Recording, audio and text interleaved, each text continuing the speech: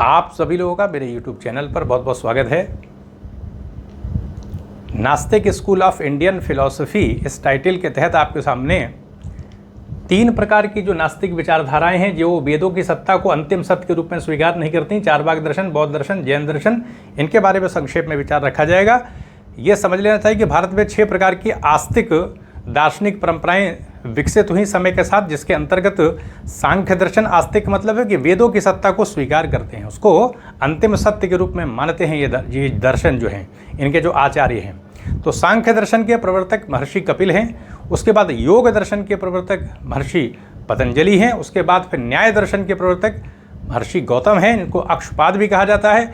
उसके बाद फिर वैशेषिक दर्शन के संस्थापक महर्षि कणाद है, जिनका एक नाम उलूक भी है, जिसकी वजह से औलूक के दर्शन भी कहा जाता है।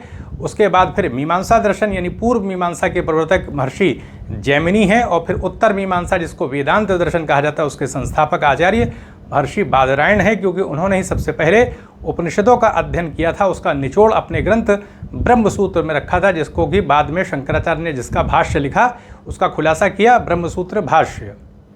तो इस प्रकार से हम देखते हैं कि 6 प्रकार की आस्तिक दार्शनिक परंपराओं का भी भारत में जन्म हुआ और बहुत समृद्ध परंपराएं, मतलब एक कह सकते हैं हर शाखा बहुत समृद्ध है, क्योंकि बहुत सारे ग्रंथ दिखाई पड़ते हैं। तो अभी यहाँ पर चारवाक दर्शन को देखे हैं, चारवाक दर्शन को देखते हैं, क्योंकि ये नास्तिक परंपरा के अंतर्गत इस शाखा को गिना जाता है, क्योंकि वेदों की सत्ता को स्वीकार नहीं करते हैं इसके दार्शनिक। महर्षि बृहस्पति इसके संस्थापक हैं। चारवाक दर्शन में इसी संसार को सत्य माना जाता है। भौतिकवादी दर्शन है, जिसके अंतर्गत बताया जाता है कि पृथ्वी, जल, अग्नि और वायु के परमाणुओं से मिलकर ये संसार बना है। हमारा शरीर भी उसी प्रकार से बना है, परमाणुओं के संयोजन से ही बना हुआ है। इस आधार पर परमाणुओं का मिलन, इस प्रकार से उनका संयोजन होता है कि चेतना पैदा हो जाती है। जैसे चूना, कत्था, सुपारी इस सब का इस्तेमाल करते हैं तो पान खाते हैं तो लाली आ जाती है, वैसे चेतना पैदा आ जाती है। ये परमाणु इस तरह से मिलते हैं। अब जब परमाणु मिल जाते हैं, ये जगत पैदा हो जाता है, तो यही बस अंतिम ये संसार है बस ये। उसके बाद न तो आत्मा की कोई सत्ता है, ईश्वर की कोई सत्ता नहीं है।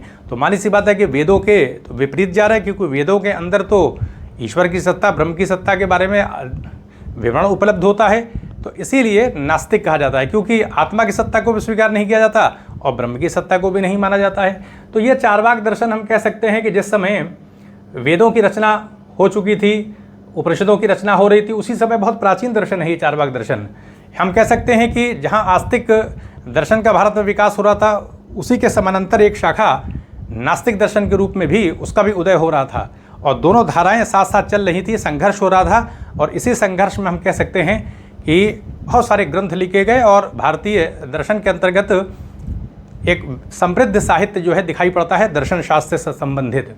तो ये हमने देख लिया, इस दर्शन में बताया गया है यावत जीवेत सुखम जीवेत, यानी जब तक जीवित रहना है, सुख के साथ जीवित रहना है। लेकिन सुखों की प्राप्ति के लिए अनैतिक कर्म नहीं करना है, बल्कि यही संसार वास्तविक है। इसके बाद जब मृत्यु हो जाएगी तो आत्मा तो है नहीं, ईश्वर की सत्ता है नहीं, स्वीकार नहीं किया जाता। तो इसलिए जब इस संसार मिल गया है तो इसमें अच्छे से ही जीवन जीना चाहिए। तो इसीलिए इसको भौतिकवादी दर्शन कहा जाता है, क्योंकि इसी संसार को सत्य माना जाता है और अधिक से अधिक सुखों की प्राप्ति पर बल दिया जाता है। तो ये चारवाक दर्शन है। अब हम बौद्ध दर्शन पे आते हैं। इसके संस्थापक महात्मा बुद्ध हैं। महात्मा बुद्ध वेदों को अंतिम रूप से सत्य नहीं मानते हैं, यानी वो बताते हैं कि आत्मा की जो सत्ता वेदों में आई है, यानी आप देखो उपनिषदों के अंतर्गत आत्मा की विचारधारा दिखाई पड़ती है। तो महात्मा बुद्ध ने आत्मा का जो स्वरूप वेदांत दर्शन में है उसको स्वीकार नहीं किया, बल्कि बताया कि आत्मा 5 स्कंधों का संघात है। रूप, वेदना, संज्ञा, संस्कार, विज्ञान, इनके परमाणुओं का संघात है, इसको आत्मा कह दिया जाता है। बल्कि भौतिक जो परमाणु होते हैं और जो विज्ञान के परमाणु हैं, इनका एक बहुत तीव्र प्रवाह चल रहा है। सारी चीज़ें परिवर्तनशील हैं, क्योंकि महात्मा बुद्ध ने अनित्यतावाद का सिद्धांत दिया था, जिसके अंतर्गत उन्होंने बताया था कि प्रतीत समुत्पाद के तहत कारण कार्य से सारी चीज़ें पैदा हैं। कारण का मतलब रहता है जिससे दूध है तो वो कारण है, उससे दही बनाई जाएगी तो वो कार्य है। इसी प्रकार से दूध की उत्पत्ति भी किसी न किसी पशु से होती है। तो सारी चीज़ें जब पैदा होती हैं तो किसी दूसरे से ही पैदा होती हैं। कोई भी वस्तु संसार की ऐसी नहीं है जो अपने आप स्वतंत्र रूप से रह सके। इसी को प्रतीत समुत्पाद के अंतर्गत बताया गया है कि कोई भी वस्तु स्वतंत्र रूप से नहीं रहती है, बल्कि वो किसी दूसरी वस्तु से पैदा होती है, और जो पैदा करती है वो भी किसी से पैदा होती है। एक श्रृंखला में सारी चीज़ें चल रही हैं। तो इस आधार पर प्रतीत समुत्पाद कारण कार्य का सिद्धांत है। प्रतीत मतलब अपेक्षा रख करके, समुत्पाद माने उत्पत्ति। तो इस प्रकार से महात्मा बुद्ध ये बताने का प्रयास कर रहे हैं कि ये संसार जो हमको दिखाई पड़ रहा है ये नित्य नहीं है, ये परिवर्तनशील है, निरंतर बदलता रहता है। हमारा शरीर भी विभिन्न अवस्थाओं से गुजरता है, उसके बाद फिर हम बूढ़े भी हो जाते हैं। इस तरह से हमारे शरीर में भी परिवर्तन हो रहा है, इस संसार में भी परिवर्तन हो रहा है, परिस्थितियों में बदलाव होता है। तो इसलिए महात्मा बुद्ध ये बताने का प्रयास कर रहे हैं कि इसी वजह से दुख की प्राप्ति होती है, दुख की उत्पत्ति होती है। क्योंकि दुख है तो उसकी उत्पत्ति भी होगी, तो दुख का निरोध भी किया जाएगा, उसका निरोध का मार्ग भी होगा, जिसके अंतर्गत अष्टांगिक मार्ग आ जाते हैं, जिसमें दुखों की समाप्ति हो जाती है, निर्वाण की प्राप्ति होती है। तो बौद्ध दर्शन के अंतर्गत प्रतीत समुत्पाद के माध्यम से संसार को सापेक्ष बता दिया गया है। कोई भी वस्तु स्वतंत्र रूप से हमेशा के लिए स्थित नहीं रह सकती, बदलाव होता रहेगा, क्योंकि वस्तुओं का अपना कोई गुणधर्म उनके ऊपर आश्रित नहीं, क्योंकि वस्तुएं दूसरे से उत्पन्न हैं, इसलिए दूसरों का ही गुणधर्म उसके अंदर उनके अंदर आ गया है। और शून्यवाद के अंदर ये ज़्यादा स्पष्टता के साथ ये विचारधारा दिखाई पड़ती है। तो बौद्ध दर्शन के अंतर्गत बता दिया गया है कि ईश्वर की सत्ता के बारे में महात्मा बुद्ध मौन थे और आत्मा को पंच स्कंधों का संघात बता दिया गया है। इस प्रकार से निर्वाण को ही एक ऐसा लक्ष्य घोषित किया गया। निर्वाण को हम कह सकते हैं कि वो एक अतीन्द्रिय सत्ता के रूप में, हम निर्वाण के बारे में शब्दों से निर्वाण के बारे में उसका निर्वचन नहीं कर सकते, उसके स्वरूप को हम नहीं बता सकते। निर्वाण जो है वो अष्टांगिक मार्ग के माध्यम से निर्वाण प्राप्त होगा। एक ऐसी अवस्था है, एक ऐसी दशा है जिसमें सारी चीज़ें शांत हो जाती हैं, दुखों का हम कह सकते हैं कि दुखों की समाप्ति हो जाती है, एक शांति प्राप्त हो जाती है। जैसे महात्मा बुद्ध ने निर्वाण प्राप्त किया था तो समाज में वो जीवन तो जी ही रहे थे और सेवा भी कर रहे थे, लेकिन उनके चित्त पर किसी भी प्रकार के संवेदनों का, बाहर जो संवेदन है उसका प्रभाव नहीं पड़ता था, कोई विकार नहीं पैदा होता। तो निर्वाण एक शांति की अवस्था है, यानी इच्छाओं का बुझ जाना, तृष्णाओं का बुझ जाना और दुखों से उसकी पूरी तरह से समाप्ति हो जाती है, प्रभावित नहीं होते लोग। तो इस आधार पर बौद्ध दर्शन के अंतर्गत आत्मा की सत्ता को स्वीकार नहीं किया गया, तो यह भी वेदों के विपरीत जाने का ही सिद्धांत है। और ब्रह्म की सत्ता वेदों में स्वीकार की गई है, उपनिषदों में है, महात्मा बुद्ध उस पर मौन धारण किए, इसलिए नास्तिक दर्शन के अंतर्गत बौद्ध दर्शन को विरक्त किया गया है और निर्वाण को ही अंतिम लक्ष्य घोषित किया गया है। उसके लिए अष्टांगिक मार्ग है। और चार आर्य सत्य के अंतर्गत बता दिया गया संसार में दुख है, दुख की उत्पत्ति होती है, दुख है, दुख का समुदय है, दुख का निरोध है और दुख के निरोध का मार्ग है। दुख का निरोध निर्वाण से हो जाता है और निर्वाण की प्राप्ति अष्टांगिक मार्ग से होती है, यानी दुख निरोध का मार्ग भी है अष्टांगिक मार्ग।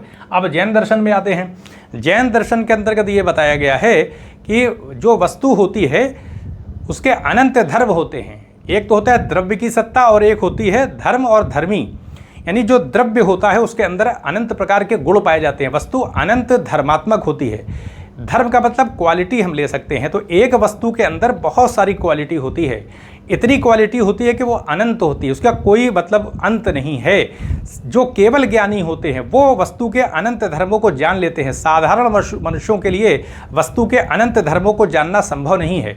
वस्तु जो होती है उसके जो स्वरूप धर्म होते हैं, ये जो कभी बदलते नहीं हैं, यानी एक ऐसी क्वालिटी जो जिसकी संख्या भी है अनंत, बहुत सारे धर्म होते हैं और बदलते नहीं हैं वो, तो उसको गुण कहा गया है। तो स्वरूप धर्मों को गुण कहा गया है और आगंतुक धर्मों को पर्याय कहा गया है। आगंतुक धर्म की वजह से वस्तु उत्पन्न होती हुई नष्ट होती हुई दिखाई पड़ती है, जबकि स्वरूप धर्मों की वजह से, जो स्वरूप धर्म होते हैं उसके वजह से द्रव्य के अंदर स्थिरता रहती है। तो इस प्रकार से द्रव्य के अंदर परिवर्तनशीलता का भी गुण होता है और स्थायित्व का भी पहलू भी रहता है। गुणों की दृष्टि से, स्वरूप धर्म की दृष्टि से द्रव्य एक नित्य सत्ता के तौर पर हम ले सकते हैं और पर्याय की दृष्टि से वही जो द्रव्य है उसके अंदर परिवर्तनशीलता का, परिवर्तन का, बदलाव का पक्ष भी दिखाई पड़ता है।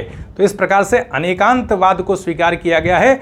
अनेकांतवाद का मतलब है वस्तु, कोई भी वस्तु अनंत धर्मात्मक होती है, उसमें बहुत सारी क्वालिटी होती है।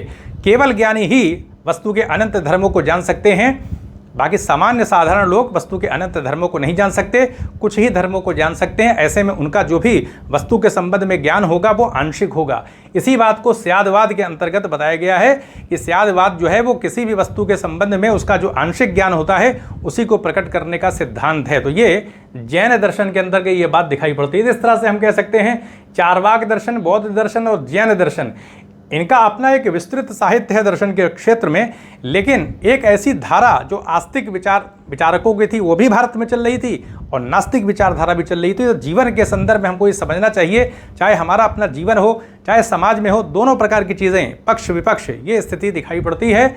इसलिए कभी भी जब विपरीत परिस्थिति हमारे जीवन में आ जाए तो उससे घबराने की आवश्यकता नहीं है, बल्कि अपने सकारात्मक जो हमारे पक्ष होते हैं उस पर हमें कंसंट्रेट करके, उसी पर वर्क करके जो भी नकारात्मक पहलू उत्पन्न हो रहे हैं उसको दूर किया जा सकता है। इससे भी हमें कहीं ना कहीं संदेश ग्रहण कर सकते हैं। तो यहीं पर अनुमति दें, चैनल को सब्सक्राइब भी करें, शेयर भी करें। आप सभी लोगों का बहुत बहुत धन्यवाद।